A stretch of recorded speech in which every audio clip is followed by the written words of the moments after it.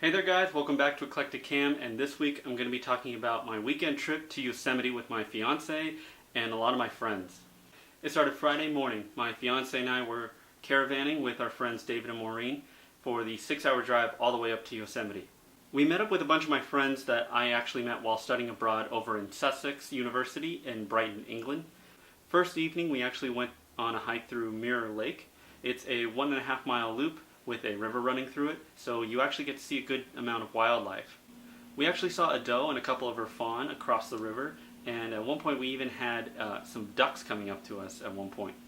The first morning I actually got up really early, around 5 a.m., so I decided to go for a quick run. I just did a 2-mile loop. It was around halfway into the valley loop, the driving loop that goes throughout the valley. And it was really nice to actually be on that trail without anybody else around, to be able to kind of go at my own pace. And every once in a while I would stop and slow down and walk and really just take in the scenery, because it is gorgeous over there with tons of pine trees, a little bit of wildlife, and just tons of greenery. Later we actually did 2 additional hikes. So the first one we went to Vernal Falls that morning. It was great and it was pretty short, but it was really steep. The second hike was actually over in Tulum Grove, where these giant sequoias are at. So as you go through, you do this double loop, and the first loop has a down sequoia, the second loop has one you can walk through.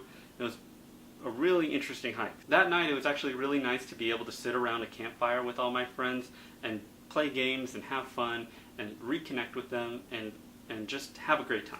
It was actually really hard to get up the next morning and come back to the daily grind, but overall I had a really great time. It was amazing. I would not change it for the world. Next week I'll actually go over some camping tips that I've developed from my years of camping experience. Hopefully they'll be able to help you out too, so until next week, take care guys.